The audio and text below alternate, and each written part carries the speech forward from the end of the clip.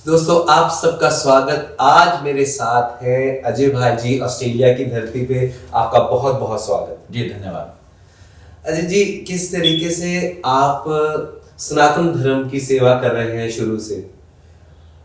हम ये सब जानना चाहते हैं। मैं तो स्पेशली ये जानना चाहता हूँ, ये सनातन धर्म क्या है और किस तरीके से ये काम करता है? देखिए, सबसे पहले तो आपके माध्यम से ऑस्ट्रेलिया के सभी भाई बहनों को नमस्कार, वंदे मातरम। आपने बोला सनातन। सनातन का अर्थ है जो सबसे पुराना है जी। जो सबसे पुराना भी है और सबसे नया भी है, जिसकी आवश्यकता पहले भी थी और आज भी है। पहले हम धर्म को समझ लें। धर्म के विषय में आज आप जानते हैं सब लोग कितना कुछ हो रहा है, पर धर्म को अगर हमने सही समझना है तो धर्म का सही अर्थ है प्रेम पूर्वक ईमानदारी से अपने कर्तव्यों का निर्वाह करना। आप अपनी ड्यूटीज कैसे निभाते हैं, चाहे वो एक बेटे के रूप में, एक भाई के रूप में, एक सोसाइटी के एक सिटीजन के रूप में, कंट्री के सिटीजन के रूप में, तो आप अपने कर्तव्यों को कैसे निभाते हैं। तो उसके लिए बस एक ये है कि प्रेम पूर्वक ईमानदारी से अपने कर्तव्यों का निर्वाह करना धर्म है। Do your duties. साथ में आपने पूछा सनातन। सनातन किसी एक महापुरुष के द्वारा बनाया गया कोई रिलीजन नहीं है। जैसे वो सब संप्रदाय थे, किसी एक व्यक्ति के थॉट्स को फॉलो करने वाले लोग जो फॉलोवर्स होते हैं, उनका एक ग्रुप संप्रदाय कहलाता है। तो अलग अलग महापुरुषों ने अलग अलग विचार किए और उन विचार से जुड़कर लोग उनको फॉलो करने लगे, तो संप्रदाय बना। पर धर्म का हिंदी में धर्म का एक बहुत बड़ा विशाल अर्थ होता है। जैसे मान लीजिए सिविलाइजेशन जी। तो एक इंसान के जीने की जो आइडियोलॉजी है, वो एक आदर्श जीवन कैसे जिए जिससे वो स्वयं और सारा संसार सुखी रहे, वो थोड़ा सनातन है। जिसके आधार हैं 4 वेद जो कहते हैं सर्वे भवन्तु सुखिनः, सभी सुखी रहें, वसुधैव कुटुंबकम, the one world one family. फिर इसके आगे 4 वेदों को एलिब्रेट करते हैं हमारे क्या कहते हैं उपनिषद, पुराण। फिर उसको और जनमानस में पहुंचाने के लिए कथा के रूप में है महाभारत, रामायण और हमारे बहुत सारे ग्रंथ। तो आदर्श जीवन जीने का जो तरीका है वो सनातन है। कहीं भी उसमें यह नहीं कहा गया कि भाई मेरे लिए और मेरे धर्म को माने। उसके अंदर प्रकृति की पूजा की गई है। पर्यावरण जो आज हम कहते हैं ना, आप सब लोग आज हम चिंता कर रहे हैं, इन्वायरमेंट प्रॉब्लम हो रही है, क्या कहते हैं, बदल रहा है, समय बदल रहा है, पृथ्वी बदल रही है। तो अगर आप सनातन देखेंगे तो सूर्य देवता, चंद्रमा देवता, पवन देवता, तो हर चीज के प्रति एक समन्वय है। तो संसारिक आदर्श बने, अच्छा बने और प्योर बने, उसका जो थॉट्स है वो सनातन है। क्या बात है। अगर मैं आपसे पूछूं कि त्रिवेणी सेवा मिशन ये क्या है, थोड़ा उसको भी आप सबको एक्सप्लेन करें। त्रिवेणी सेवा मिशन हमने एक संस्थान है जिसका हमारा मूल है कि हेरिटेज, ह्यूमैनिटी एंड हार्मनी। हमारी भारतीय संस्कृति, हेरिटेज, ह्यूमैनिटी, सद्भावना, मानवता। और तो हम त्रिवेणी सेवा मिशन के माध्यम से जो हमारे विशेष कल्चर्स कार्यक्रम होते हैं, जो कल्चर प्रोग्राम होते हैं, या स्पिरिचुअल, रिलीजियस, योगा, मेडिटेशन, या हमारी आध्यात्मिक विज्ञान है, ऑरिकल साइंस इसको बोलते हैं, उनके माध्यम से हम जन जन में जाके जागृति करते हैं। तो त्रिवेणी सेवा मिशन विभिन्न प्रकार के आध्यात्मिक धार्मिक कार्यक्रम करता है। और जैसे हम राम कथा करते हैं, भागवत कथा करते हैं, राष्ट्र कथा करते हैं। जैसे राम कथा और भागवत कथा आप सब लोगों ने सुना होगा। और हम राष्ट्र कथा करते हैं जिसके अंदर हमारे संतों की वाणी और वीरों की कहानी से पूर्ण ये कार्यक्रम होता है। साथ में ध्यान और योग है जिसमें हम अपने आप की पहचान करते हैं, हम क्या हैं, कैसे हैं। अभी हम लोगों ने दधीची कथा करी जी। मैं कहना चाहता हूँ समय बदल रहा है। हमने दधीची कथा की to promote organ donation, to promote blood donation, कि जीते जी रक्तदान करें और जाते जाते अपनी देह दान करें, अपने अंग दान करें, ऑर्गन डोनेट करें। तो हमारे एक बड़े ऋषि हुए दधीची, जिन्होंने जन कल्याण के लिए अपनी हड्डियों तक का दान कर दिया था। तो उसके लिए हमने दधीची कथा करी। फिर हम लोगों ने एक माता की चौकी विशेष की, अन्नपूर्णा, टू ये कहने के लिए डोंट वेस्ट फूड। आजकल आप सब देखते हैं कि थाली में ज्यादा ले लिया कि छड़ देना, कोई नहीं, अगर आज व्यर्थ किया तो कल उसकी शॉर्टेज होने वाली है जी। तो इस तरह के ये किया। फिर हमने बहुत छोटे छोटे मतलब कि अपने जो जीव हैं उनसे प्रेम करें, पक्षियों से प्रेम करें। हमेशा पक्षी, कई लोग कहते हैं कि भाई एक्वेरियम घर में रखना चाहिए, कहते हैं कि उससे घर का जो इन्वायरमेंट अच्छा होता है, एनर्जी पॉजिटिव होती है, तो फेंगशुई का तरीका है। पर हमारे जो वास्तु है वो ये कहती है कि अपने फायदे के लिए किसी जीव को परेशान मत करो। मछली तालाब में और सागर में तैरती अच्छी, कोई पक्षी आकाश में उड़ता है वो अच्छा, उसको आप दाना देते हो आपके पास आके बैठ जाए वो ठीक है, अपने फायदे के लिए पिंजरे के लिए बंद ना करें। तो ये हमारी ये सनातनी सोच है जी, ठीक है ना जी। तो हर के लिए एक अच्छा होना, केवल अपने लिए अच्छा नहीं सोचना, सबके लिए अच्छा सोचना, ये मूल बात है जी। अभी आप ऑस्ट्रेलिया की धरती पे आए हुए हैं, अभी रामनवमी, अभी नवरात्रे चल रहे हैं, लेकिन आप सीता नवमी को ज्यादा प्रमोट करते हैं, थोड़ा उसके बारे में थोड़ा बताएं कि एग्जैक्टली सीता नवमी क्या है, किस तरीके से आप उसके बारे में बातचीत करिए। वरुण जी ने बहुत अच्छी बात पूछी है, और एक ही बात है कि बेटी माँ है, बेटी बहन है, बेटी से है सृष्टि सारी। बेटी माँ है, बेटी बहन है, बेटी से है सृष्टि सारी। तो बेटी आधार है इस सृष्टि का। और हम लोग जब बोलते हैं तो जो भावुक बोलते हैं जय जय सीताराम। तो राम की हम रामनवमी मनाते हैं, नवरात्र रखते हैं, पर सीता जी को हमने कहीं ऐसा लगता है कि उनके जन्मोत्सव को हम लोगों को मनाना चाहिए। जैसे राम पुरुषों में पुरुषोत्तम है जी, तो वैसे ही सीता माता नारियों में सर्वोत्तम है। तो आप पहले जमाने की राम एक आदर्श चरित्र है कि एक बेटा अच्छा कैसा हो, एक भाई अच्छा कैसा हो, एक मित्र अच्छा कैसा हो, एक राजा अच्छा कैसा हो, और एक शत्रु भी अच्छा कैसा हो। भगवान राम ने लंका को जीता, तो आप सब कहते हैं जो जीता सो सिकंदर, पर राम ने लंका को जीता, पर वो लंका के राजा नहीं बने जी। उन्होंने रावण के भाई को लंका सौंप दी और स्वयं अपनी धरती भारत आ गए, अवध में आ गए। तो सीता माता जी कैरेक्टर देख लें तो हमारी संस्कृति के अंदर पति पत्नी का एक बड़ा समन्वय होता है जी। और आप ये भी देखें, तलाक उर्दू का लफ्ज है और डाइवोर्स इंग्लिश का है। हिंदी के अंदर अपनी परंपराओं के अंदर ये शब्द ही नहीं था जी, क्योंकि होता ही नहीं था, ये होता ही नहीं था। तो एक पति पत्नी का संबंध होता है जो समन्वय होता है, म्यूचुअल अंडरस्टैंडिंग होती है। वनवास तो राम को मिला, पर सीता जी उनके साथ गई जी। तो सीता जी का एक त्याग है जो हमें राम के चित्र को जागृत कराता है। और जो राम की कथा बनानी है, अगर अपने परिवार में के अंदर में वो आदर्श, वो शांति, वो सुख लाना है, तो ये जान लें कि सारे परिवार को एकत्रित होना पड़ेगा।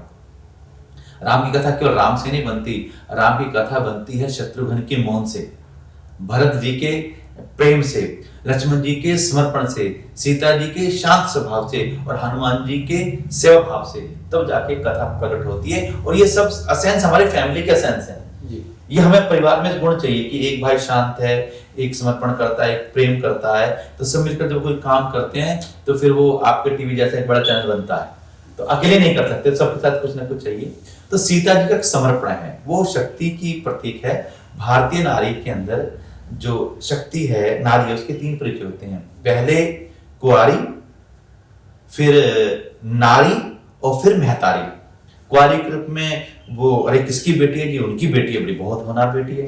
तो शादी के बाद जहां गई, अरे बहुत अच्छी बहू है, किनकी बहू है जी, उनकी बहू है। तो पहले कुंवारी, फिर नारी, फिर बच्चे बड़े अच्छे हैं, किसके बच्चे जी, उनके बड़े अच्छे हैं। तो 3 रूप में हमारे यहाँ पे नारी की ये कहा गया है, उसकी विशेषता कह गई है। तो सीता जी ने राम के साथ सब कुछ सहा, राम की कथा को प्रकट किया। तो आज हम सीता माता को ना भूलें। तो भारत में सीता नवमी भारतीय नारी दिवस के रूप में मनाएं। हम सब लोग मंदिरों में अपने अपने जो एसोसिएशन है उसमें द इंडियन वुमेन्स डे के रूप में जी इस पर्व को मनाएं, क्योंकि वो शक्ति का प्रतीक है। उन्होंने अपने त्याग से, अपने समर्पण से, अपनी भक्ति शक्ति से दिखाया है कि एक नारी की कितनी शक्ति हो सकती है। और वो अबला नहीं है, मतलब कि वो ऐसा नहीं कि वो डिपेंडेंट नहीं है, वो अपने आप में ही पूर्ण है, क्योंकि वो भूमि से उपजी है, इसलिए उनका नाम एक सीता जी है। और मैं एक और बताऊं बात, आजकल जो आप लोग वरुण जी आप फोटोग्राफी करने जाते हैं शादी ब्याह में, सबसे पहले किसी मैरिज का फोटोशूट सीताराम जी के विवाह में हुआ था। जब बारात वहां पर थी राम जी की जनकपुर में, तो जनक राजा ने कहा कि भाई हमारी बेटी की शादी है, सब लोग पेंटिंग बनाओ जी। तो सब वहां के जितने आर्टिस्ट थे, कलाकार थे, उन्होंने पेंटिंग बनाई उनके विवाह की। और वो आज भी पेंटिंग मधुबनी आर्ट के रूप में भारत की एक विशेष कला है। मधुबनी पेंटिंग बोलते हैं, मिथिलांचल पेंटिंग बोलते हैं। तो सीता जी का जन्मोत्सव कुछ मिथिलांचल, पूर्वांचल और बिहार क्षेत्र में और जनकपुर में मनाया जाता था, पर हम सब लोग इस पर्व को शक्ति रूप में मनाएं, क्योंकि हम बहुत सारे नए पर्व बना रहे हैं, पर ये हमारा शक्ति का पर्व था, जो नारी का पर्व नारी के द्वारा मनाया जाता है जी। तो इसलिए हम लोगों ने दिल्ली में अभी जो लास्ट ईयर में 22 कंट्री के एम्बेसडर्स बुलाए जी। कैबिनेट, हमारी कैबिनेट मिनिस्टर हैं ज्योति निरंजनी वो, और भारत के काफी जो पार्लियामेंट्री हैं उनको बुलाया, धार्मिक लोगों को बुलाया कि हम लोग मंदिरों में ये सीता नवमी का पर्व प्रारंभ करें। तो मुझे लगता है कि ऑस्ट्रेलिया और भारत में तो इस पर्व को नारी शक्ति के रूप में मनाएंगे। पर जाते जाते एक बात मैं सीता जी के लिए कहूंगा, आज भी लोग राम सीता नहीं कहते, सीताराम कहते हैं जी। क्यों? धरती में समाती सीता जी ने राम जी से एक बात कही, धरती में समाती हुई सीता जी ने राम जी से एक बात कही, क्या? हे करुणा निधान, मेरे वियोग पर अब से दुनिया आपको बहुत कुछ कहेगी। सब लोग कहते हैं कि राम सीता जी के लिए कुछ कठोर थे राम जी, ऐसा नहीं है। हे राम जी, हे करुणाधान, आज से मेरे वियोग पर दुनिया आपको बहुत कुछ कहेगी, पर सीताराम की थी, सीताराम की है और सीताराम की रहेगी। तो इसलिए हम सीताराम कहते हैं। तो ये इंद्र सीताराम जी की जोड़ी हमें जीवन के अंदर सिखलाती है कि आप ऑस्ट्रेलिया में आप या पूरे विश्व में देखिए, आजकल तलाक बढ़ रहे हैं, डाइवोर्स बढ़ रहे हैं, थोड़े दिन के अंदर घर बिखर जाते हैं, क्योंकि कहीं ना कहीं समर्पण की भावना कम हो गई है, वो म्यूचुअल अंडरस्टैंडिंग कम हो गई है। तो हमारे जो ये इस प्रकार से देवता हैं वो हमें जीना सिखलाते हैं कि हमें जीना कैसे है जी। अजय जी, राष्ट्र मंदिर जो विश्व के बीच में अभी आपने किया, तो उसके बारे में थोड़ा सारे जानना चाहते हैं जी। हम लोगों ने वर्ल्ड वाइड ट्रैवल किया, भारत में ट्रैवल किया, हम लोग वंदे मातरम बोलते हैं, जय हिंद बोलते हैं, ठीक है ना जी। तो कहीं भारत माता का चित्र देखते थे, कहीं उसका फाइबर का मूर्ति था, पर एक ऐसा स्थान जैसे हम दुर्गा की पूजा करने के लिए जाते हैं तो प्राण प्रतिष्ठित मंदिर हमें कहीं नहीं मिला। इसलिए हम लोगों ने माँ भारती का प्राण प्रतिष्ठित मंदिर स्थापित किया जी। प्राण प्रतिष्ठित, उसकी जहाँ नित्य पूजा होती है, अर्चना वंदना होती है, तो एक लोगों को प्रेरणा मिले कि देश और धर्म एक है। जो अपने देश के प्रति सच्चा नहीं हो सकता, वो किसी के लिए सच्चा नहीं हो सकता। आज हमारे ऑस्ट्रेलिया में जो भारतवंशी हैं, तो वो इस देश के लिए ईमानदार हैं, अपने देश से प्रेम करते हैं, तो उनका एक समन्वय है। तो वो हर एक की धरती है कि धरती माता तो सारी दुनिया में एक ही है, चाहे आप कहीं पे भी रहें। तो हम लोगों ने देश प्रेम को समर्पित करके राष्ट्र मंदिर विश्व रामायण आश्रम स्थापित किया, जिसे एक रामायण रिसर्च सेंटर के रूप में बनाया गया। जो लोग रामायण पे पीएचडी कर रहे हैं, इस पे स्टडी करना चाह रहे हैं, स्कॉलर करना चाह रहे हैं, तो उनको एक जगह पढ़ने के लिए रामायण हो। तो उसके लिए वो एक स्टडी सेंटर है, एक रिसर्च सेंटर की तरह है, और वो हमें लोगों ने समर्पित किया है वो जगह आप सबके पूर्वजों के प्रति। जो दर्शक बैठे हैं आपके प्रति, आप ये देखें कि वहां पे जब एंट्री पे जाएंगे तो हमने एक नमन स्थल बनाया है, जहां पर एक स्टेनगन और एक हेलमेट लगा है, एक त्रिशूल लगा है। वहां पे लिखा है ये स्थान समर्पित है उन सभी संतों को, सैनिकों को, जिनके हम नाम चेहरे नहीं जानते, पर देश कृतज्ञ है। हम सब लोग आज जो कुछ भी हमारी मौज है, हम जो भी कुछ आज जिंदगी जी रहे हैं, अपने उनके बलिदानों के कारण जी रहे हैं, उनके समर्पण के कारण जी रहे हैं। तो हम सब लोग अपनी जड़ों को, अपनी संस्कृति को नहीं भूलें। और ऑस्ट्रेलिया के सभी भाई बहनों को मेरा यही निवेदन है कि भाई अपना खाना नहीं भूलना, अपना पहनावा नहीं भूलना, अपनी भाषा नहीं भूलनी और अपनापन नहीं भूलना। ये चीज पकड़ के आप कहीं पे भी रहें, आप जुड़े रहेंगे अपने आप से और अपने कल्चर से। यही विशेष संदेश है राष्ट्र मंदिर का।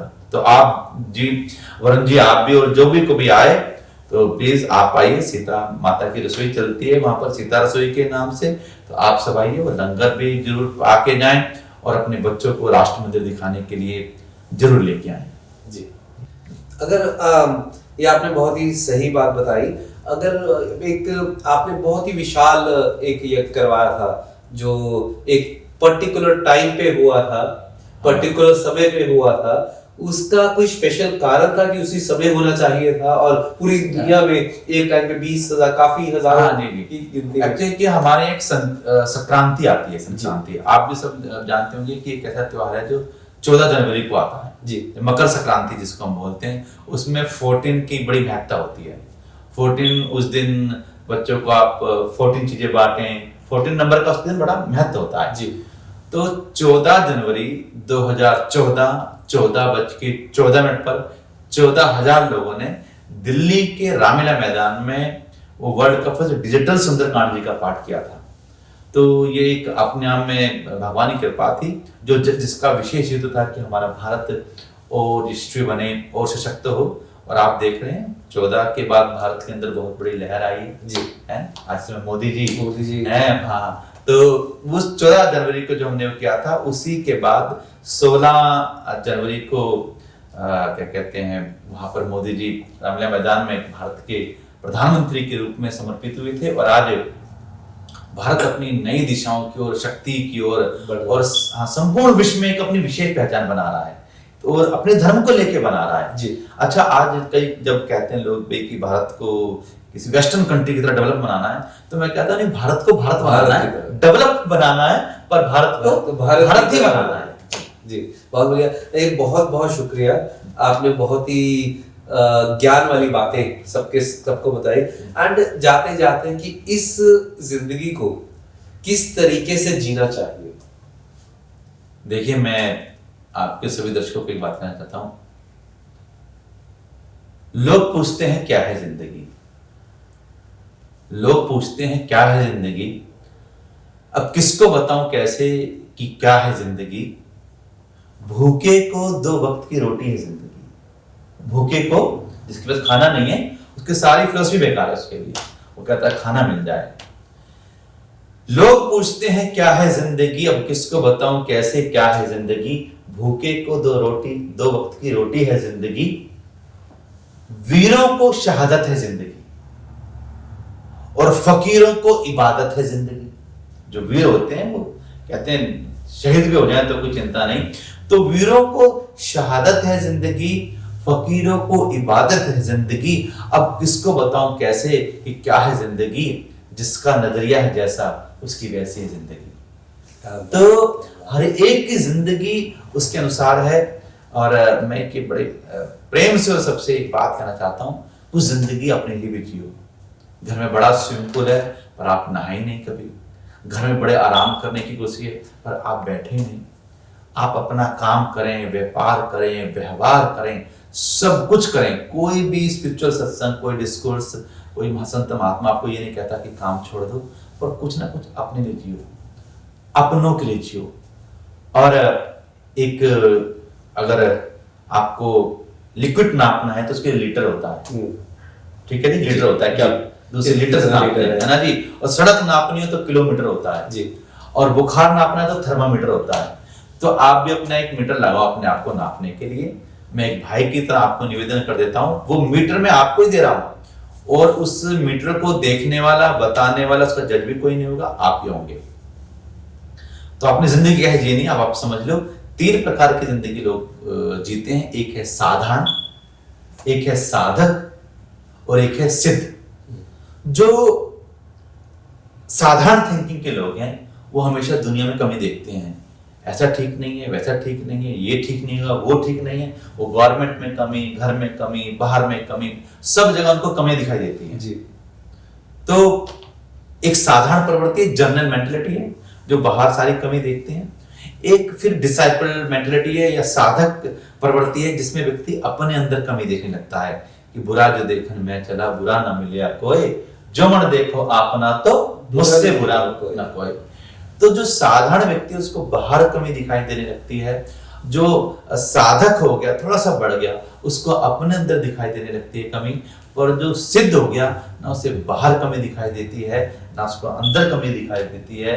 वो कहता है जो कुछ अच्छा है, जो चल रहा अच्छा है। इसलिए अच्छी जिंदगी जीना चाहते हैं तो अच्छा सोचें, अच्छा करें, अपने लिए भी और दूसरों के लिए भी। जितनी आप जिंदगी में चालाक बनेंगे उतनी आपकी लाइफ क्रिटिकल हो जाएगी। जितनी आप क्रिटिकल सोचोगे, जितना ज्यादा चुगली निंदा इसका उसका आप जितना ऐसा करोगे तो उतने ज्यादा आप परेशान हो जाओगे। और जितना सीधा सोचने लगोगे आपकी जिंदगी उतनी सीधी हो जाएगी, अच्छी हो जाएगी। इसलिए विचार हमारा बीज है, जैसे आपका विचार होगा वैसा आपका संसार हो जाएगा। इसलिए मेरे भाई बहन, आप किसी को तब तक समझाते हैं जब तक आपको लगता है वो समझ रहा है। जिस दिन खुद आप समझ जाते हैं कि वो समझ नहीं रहा, उस दिन से आप उसको समझाना बंद कर देते हैं, क्योंकि आप समझ गए नहीं समझेगा। इसलिए दुनिया को समझाने से पहले स्वयं को समझना जरूरी है। जिस दिन आप स्वयं को समझ जाते हैं बाकी सब कुछ अपने आप में समझ में आ जाता है। ये सरल सी बात है। इसलिए यही जिंदगी का सार है, खुद को समझें और खुद को जानें। जी, आपने के साथ बातचीत करके आज बहुत ही अच्छा लगा और बहुत बहुत शुक्रिया। एंड जय श्री राम। जय श्री राम।